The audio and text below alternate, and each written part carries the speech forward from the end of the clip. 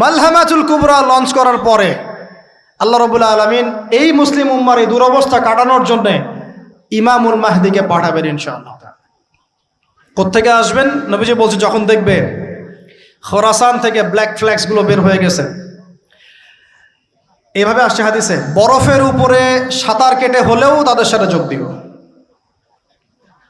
ওই সময় ওয়ার্ল্ডের অবস্থা কেমন থাকবে আমরা জানি না, হাদিসে এভাবে আছে। নবীজি বলেছেন খোরাসান থেকে যে মুজাহিদিনরা বের হবেন তাদেরকে কোনো বাহিনী পরাস্ত করতে পারবে না, এমনকি তারা জেরুজালেম পর্যন্ত পৌঁছে ওটাকে জয় করবে। হাদিস আসছে, কিছু করার নেই। হাদিস সহিহ না জয়ীফ না জাল, ওলামায়ে কেরামকে জিজ্ঞেস করে নিন, এটা হাদিসে আছে, কিছু করার নেই। পৃথিবীর ভবিষ্যৎ লেখা হয়ে গেছে। ইমামুল মাহদি এখান থেকে মদিনা থেকে তিনি পালিয়ে চলে আসবেন মক্কায়।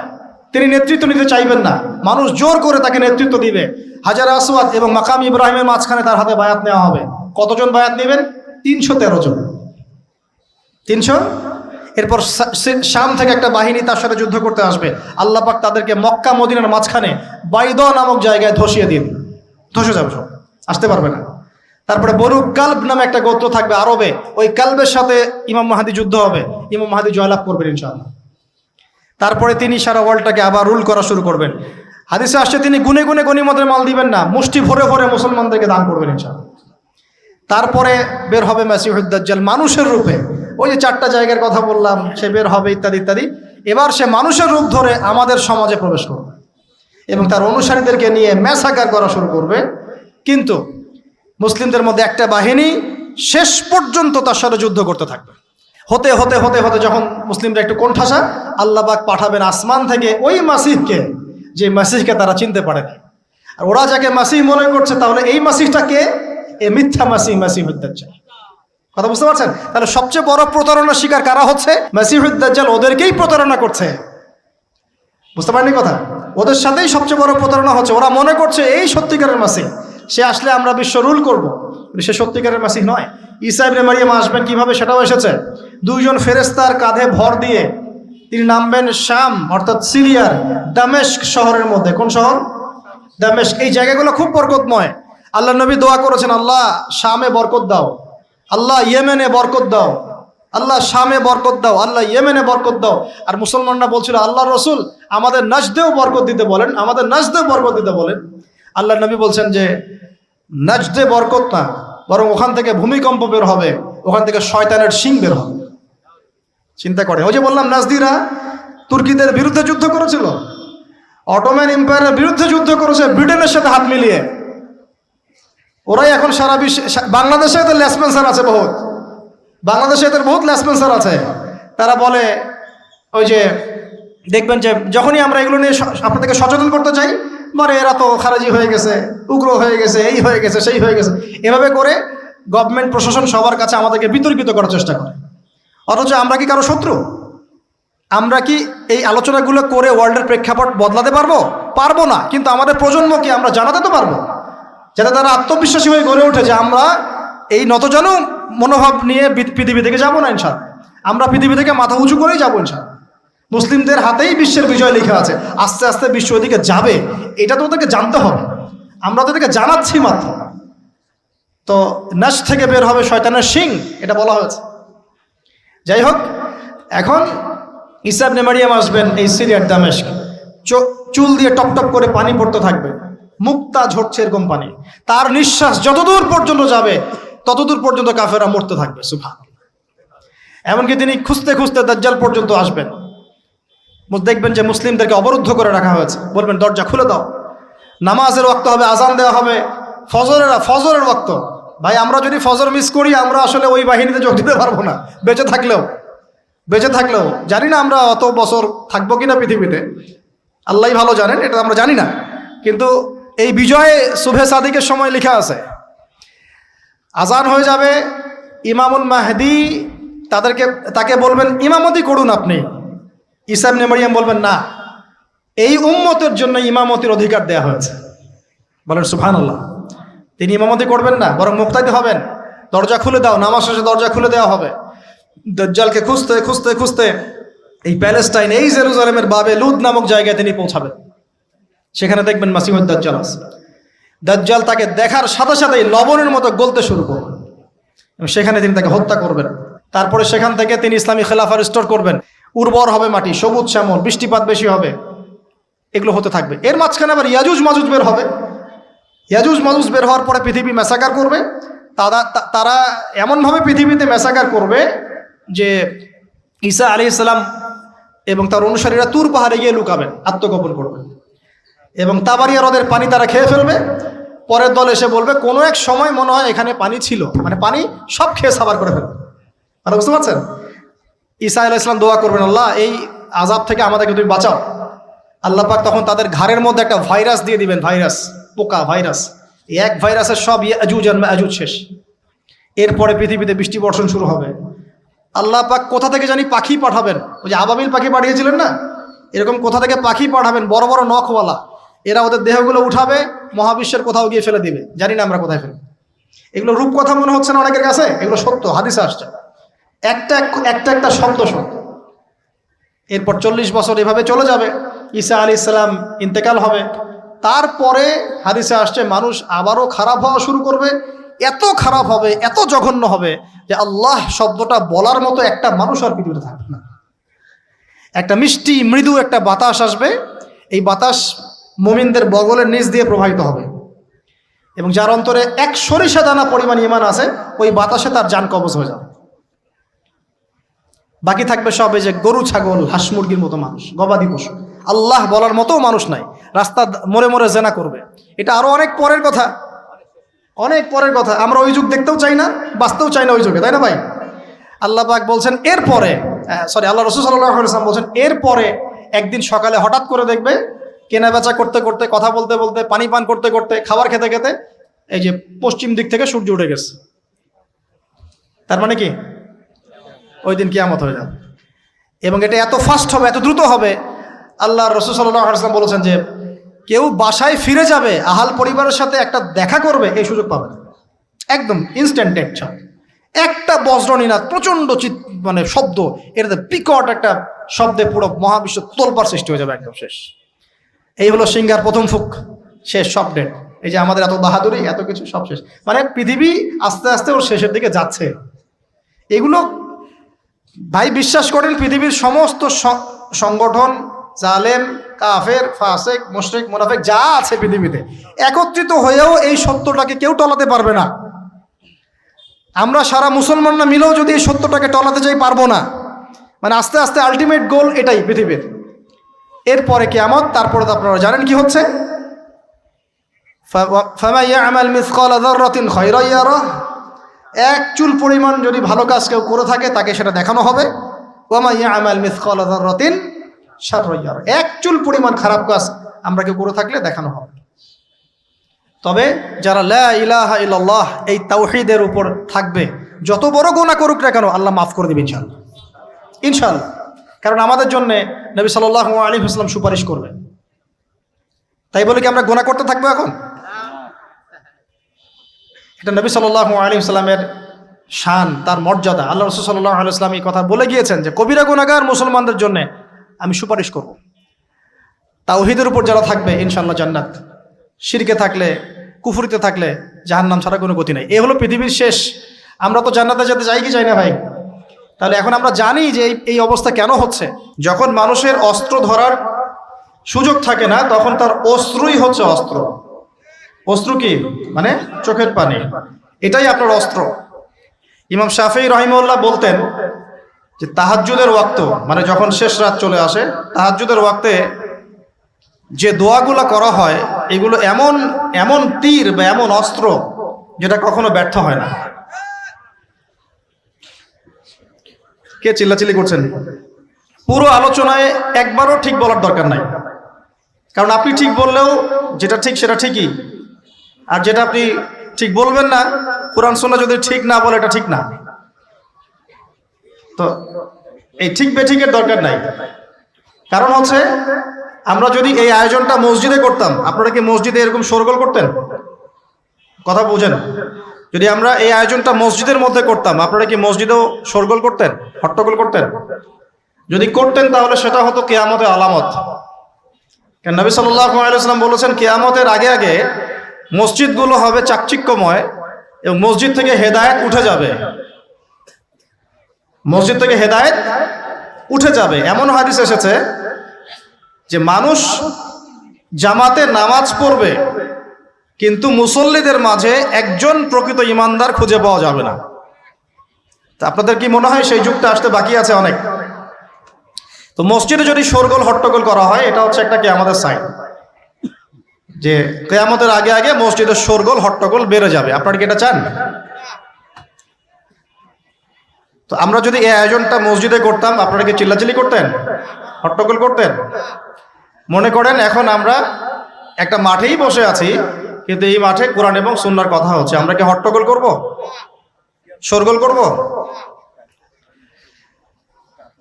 আল্লাহ পাক আমাদের সবাইকে কোরআন এবং হাদিসের সামনে আত্মসমর্পণ করার তৌফিক দান করুন। আজকে 5 ওয়াক্ত নামাজ কারা কারা পড়েছেন হাত তোলেন দেখি। মাশাআল্লাহ, হাত নামান। আজকে সারাদিনে সূরা কাহাফ পড়েছেন কতজন? ঠিক আছে, অনেস্টির সাথেই বলেন। মাশাআল্লাহ। জুমার দিনে সূরা কাহাফ তিলাওয়াত করতে হয়, এটা কি আপনাদেরকে কেউ বলেছে না বলে নাই? এটা কি জানা আছে না জানা নাই? জানা আছে?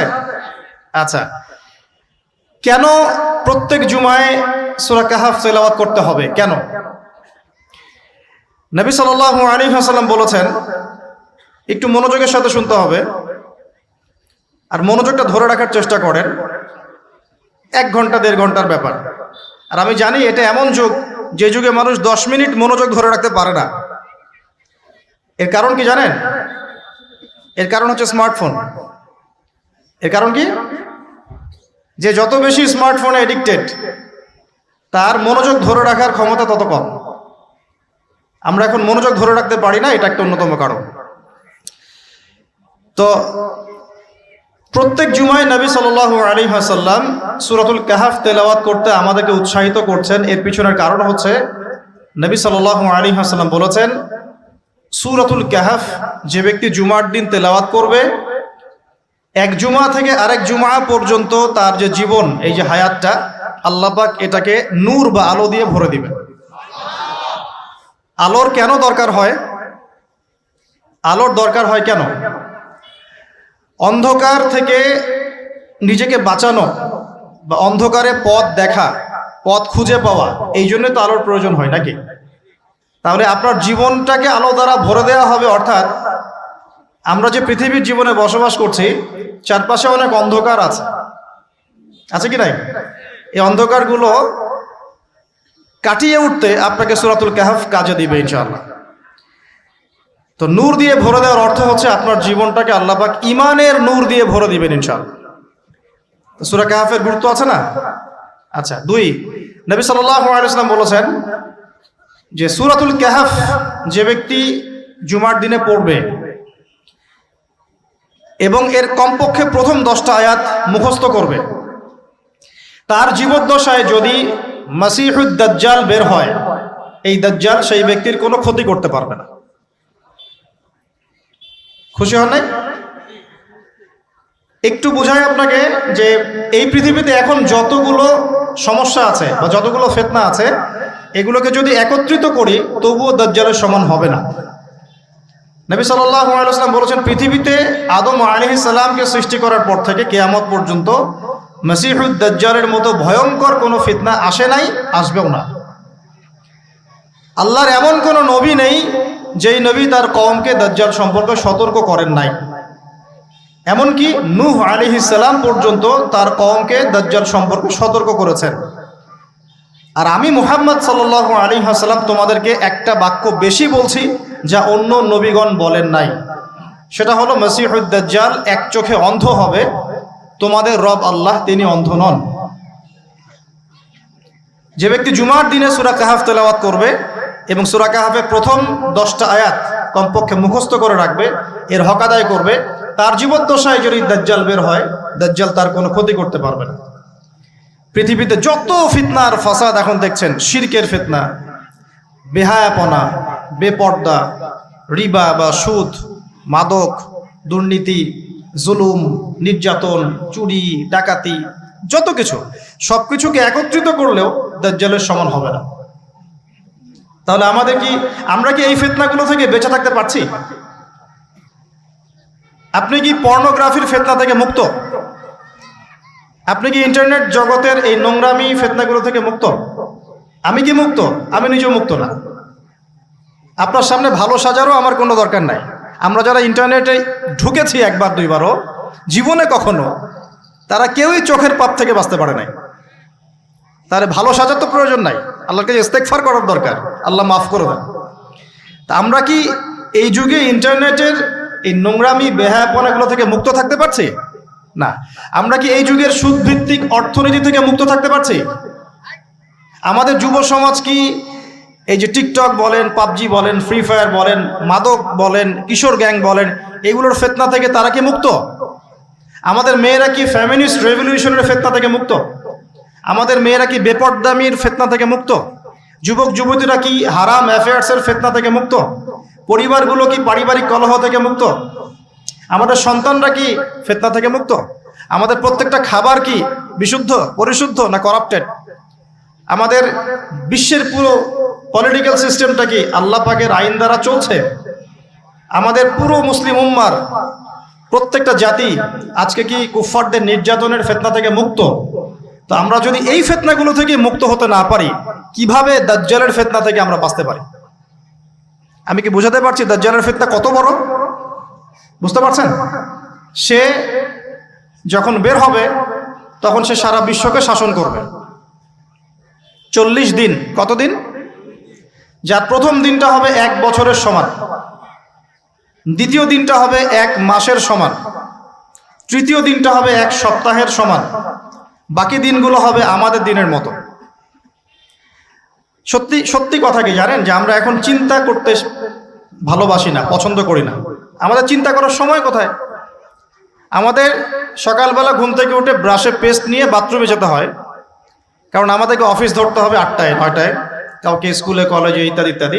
চিন্তার সময় কোথায়? চিন্তা তো করতাম আমরা তাহাজ্জুদের ওয়াক্তে, তাহাজ্জুদের নামাজ পড়ে চুপচাপ বসে চিন্তা করতাম কি হচ্ছে, কি হতে পারে, আমার কি হালত, আমি কি করব, দুনিয়াতে কি করলাম, পরকালে কি উত্তর দিব ইত্যাদি। চিন্তার সময় হচ্ছে ফজরের নামাজের পরে। দেখা যায় 70% মানুষই ওই সময় জাগনা থাকে না, তাই না? চিন্তার সময় কোথায়? সকালবেলা যখন আমরা উঠি শুরু হলো ফার্স্ট লেন অফ লাইফ, মানে রেস, দৌড়ানো। আমরা ঢাকার ফ্লাইওভারের উপর উঠে দেখি মানুষ ছুটছে, খালি ছুটছে।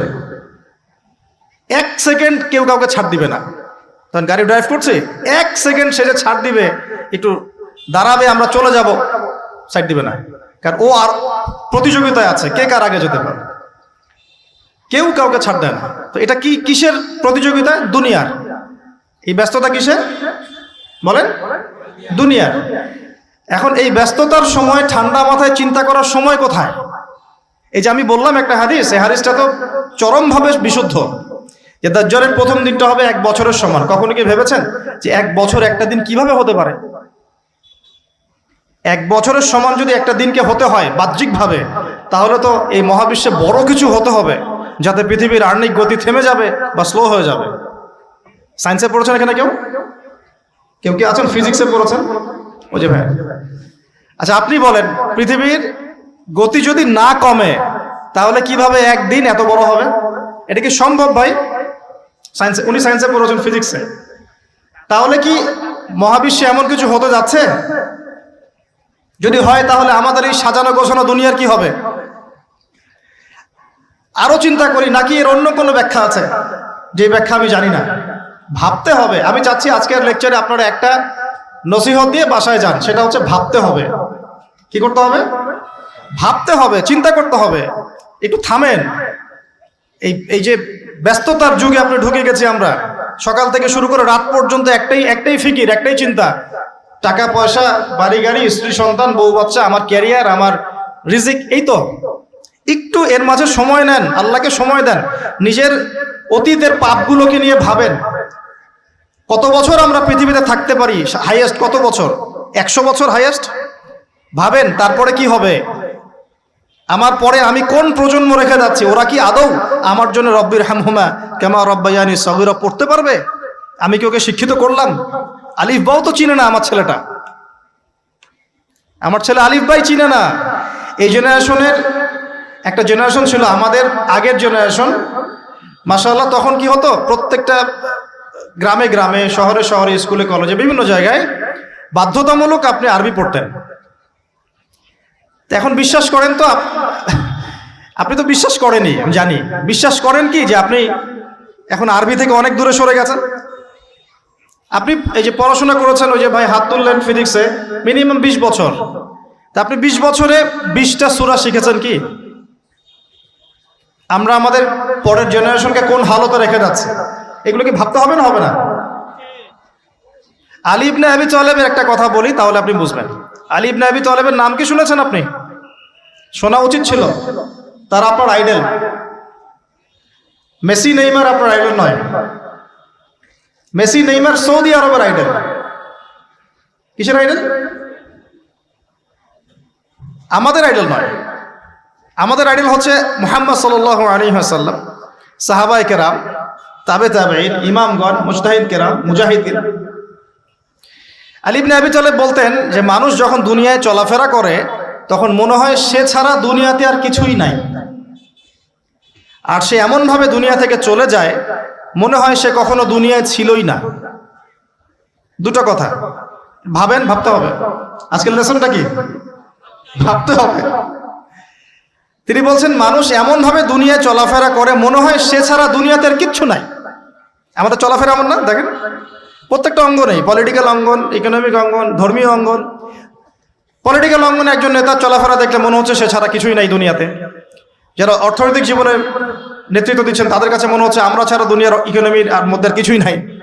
আমরা যারা ধর্মতাত্ত্বিকভাবে চলাফেরা করি মনে হয় যে এই হুজুর ছাড়া আর কিছুই নাই দুনিয়াতে। আমার চেয়ে বড় শায়খ কে আছে, আমার চেয়ে বড় আর আলেম আর মুফাসসির কে আছে? সমস্যা সবার ভিতরে। শুধু এক শ্রেণীর মানুষকে আপনি টার্গেট করে আঘাত করে কথা বলা যাবে না। দেখতে হবে দূরদর্শিতার সাথে, সমস্যা সবার ভিতরে। এখন দেখেন, আমরা দুনিয়াতে চলছি মনে হচ্ছে যে আমরা ছাড়া আর কিছুই নাই মনে হয়, কিন্তু মানুষ দুনিয়া থেকে চলে গেছে। প্রায় মিলিয়ন, বিলিয়ন, ট্রিলিয়ন মানুষ এখন দুনিয়া থেকে চলে গেছে সূচনা থেকে এই পর্যন্ত। তাদের কোনো খবর আছে?